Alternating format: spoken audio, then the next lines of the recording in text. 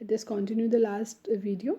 We have learned that how these all applications are coming into the real life application, and we have started with this example. Let's read out what the example is all about. Here the example is saying that the stenographer claimed that she can type 120 words per minute. Obviously, anyone can claim about the typing speed. So a stenographer is saying that she can type 120 words per minute. Now what we are going to see, we are going to check, can we reject the claim on the basis of 100 trials. It means we have taken the 100 trials of the typing test, in which she has an average of 116 words per minute. Means what's going on, we have taken the 100 test, every time we have noted down what the speed is coming, and the average speed is coming in 116 words per minute with a standard deviation of 15 words. Now we have to check whether the claim is correct or not. So we are using 5% level of significance. Now let us see again what are the things given to us.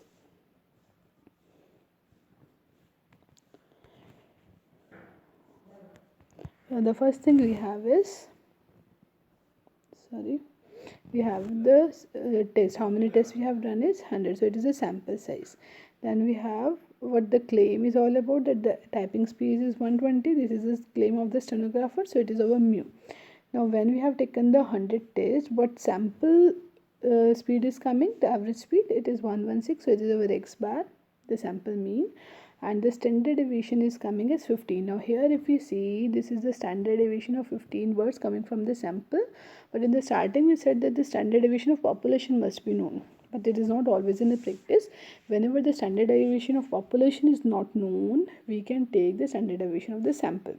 Means already we have learned about sigma by under root n in the formula, and here if you can see, we have taken x bar minus mu s by under root n. Means whenever the population standard deviation is given, we are taking sigma in the formula, and whenever the sample standard deviation is given, we have to take s in the formula. Correct? So it is just a replacement, nothing different is there. Now what next, we are going to check whether the null hypothesis is correct or not, and always be sure h naught is always stating. Means we are not making h naught equal to, it is h naught colon mu is equal to 120. Correct? Now nothing is there regarding equal to or not equal to or greater than and less than, but here we have to understand the null hypothesis is saying we have to check whether the speed is 120 or not. It means it must be mu equal to and mu not equal to 120. Correct? So this is what we are going to check. So again we have this formula that we are going to implement, and if we have calculated, the value is coming as minus of 2.67, and if we have taken mod of z is coming as 2.67. We have always to take the absolute value. Correct? And since it is a 5% level of significance, we know that the value of z at the 2 till test is 1.96. Might be you have learned from the last example also. So here if it is 1.96, we have to make a decision. So we have to compare the value of mod z and mod of z alpha, and here if we see again mod z is greater than mod z alpha, so here we are going to reject the null hypothesis. It means the stenographer claim is not true. Let's go through the next example, example 3. It's coming from a factory. Let's read it out. The mean life of 400 CFL produced by a company is 1570 hours. 1570 hours is the mean life of the CFL produced CFL bulbs we are talking about, with a standard deviation of 150. So here the standard deviation is given, mean life is given, so it is about 400 CFL is the value of n, and we have taken 400 CFL. It means we are talking about a sample. So we have 400 CFL as the value of n. Let me take the pointer again. Yes. If we talk about n is over 400, where we have taken the mean life of 400 as the sample, and it is found to be 1570. It means it is the x bar value. Then we have standard deviation. Again s is given, it's not sigma. We are talking about the sample standard deviation. We have to check that the hypothesis that the mean life of CFL produced is 1600.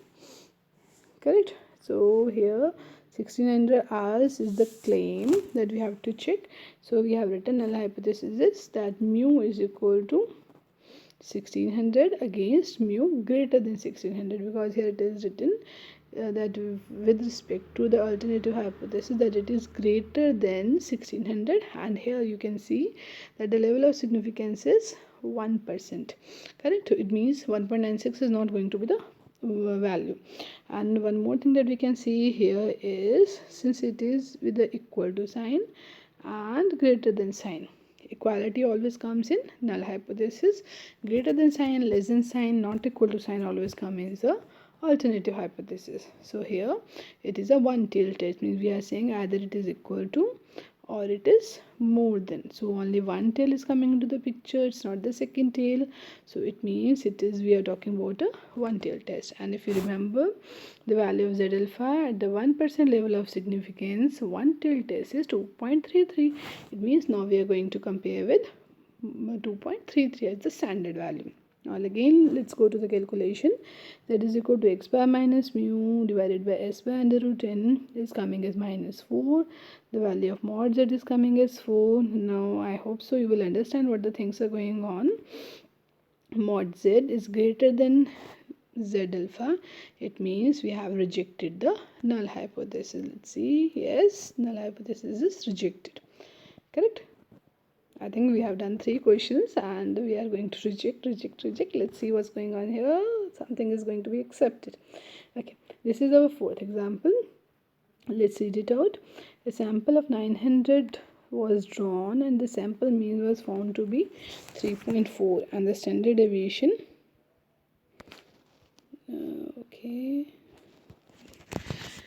a sample of size 900 was drawn and the sample mean was found to be 3.4 and the standard deviation 2.61. Test whether the sample could come from a normal population with mean 3.25 at 5% level of significance.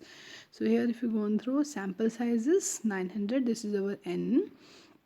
The sample mean is 3.4 and the standard deviation is given as 2.61. So what we have, this is our n value 900, mu is 3.25.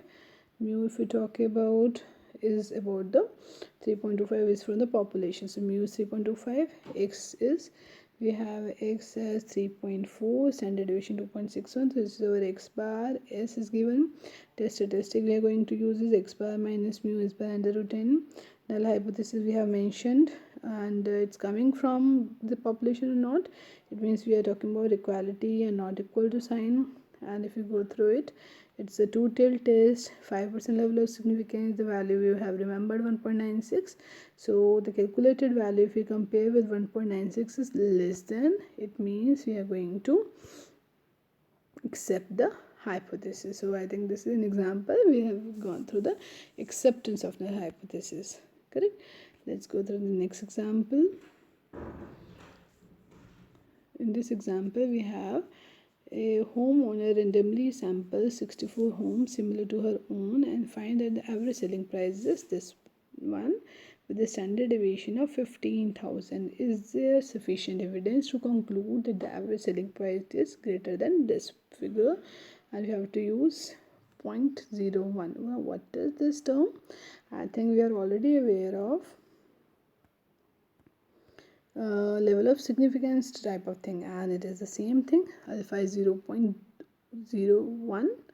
0.01 means we are talking about 1% level of significance. So here be sure that either it should be written in 1%, 2%, 5% type of thing, or it could be greater the same thing in a fraction. Now let's see what are the things given to us. Here we have is homeowner randomly sample 64 homes. 64 homes means this is our sample size. It is n similar to our own and find the average selling price. So this is our x bar. Standard deviation we are talking about the sample, so it is s, and we are going to find out that is there sufficient evidence to conclude that the average selling price is greater than, means mu greater than this figure. Correct? So here we have calculated h naught. H naught always have equality. HA here I have written just to show you that we know that the alternative hypothesis is H1 or HA, so it is greater than this. It means we are talking about a one-tailed test. If we calculate the value of Z statistic, x1 minus mu s per under root n, it's coming as 1.07, and at 1% level of significance the Z alpha is 2.33. so if we make the decision Z is less than Z alpha, so null hypothesis is not rejected, it means it is accepted. Okay, we are at the last example. Hope we have understood the working till now. Okay, let's read it out. A sample of 106 body temperature having the mean of 106 is body temperature. Here we are talking about a sample which is being taken, so let me write it along with this is n 106 we are talking about, has a mean of this one, means this is our x bar. Population standard deviation, here see we have the population standard deviation is given, means it is our sigma. We have to use 5%, means 0.05 levels significance to test the common belief that the mean body temperature of a healthy adult is 98.6 degree Fahrenheit. Correct. So we have started with H0, H1. Obviously we are talking about equal to, so when we are talking about equal to, it is the H0, and here we have the unequal to in the H1. And at 5% level of significance we have to take the test, so it is two-tailed test. We have written over here 5% level of significance, we have 1.96 at the value. Okay, one more thing, whenever the level of significance is not mentioned, you have not to say something is missing or examiner have not given it to you.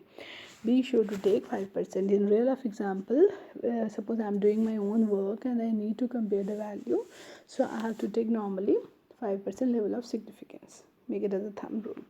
Correct. So let us see how the calculation is being done. We have started with calculating Z. Z is equal to x bar minus mu divided by sigma by under root n. This is our sigma is given as this, which is minus of 6.64. Taking the mod Z, we have it is 6.64, which is greater than the standard value, so the null hypothesis is rejected. It means the mean body temperature differs from 98.6. So this is what we have learned all about is the Z test, how to perform it. Today I have shown you with the help of a PPT. Hope you will take out your notebook, write down all the formulas, learn out the values, and be sure not to remember only these standard values. Examiner can ask from you the different questions. It could be 5%, 5%, but normally 5% is common. But you have to remember all the values at 1% level of significance, 5% level of significance, 2% can also be taken, and 110 and 210, means you must remember these 6 values. So let us stop for today's, and in the next I will upload how to work of all these examples on the Excel. Not all, some of will be left for you, so be sure to start practicing. Goodbye for today. Thank you.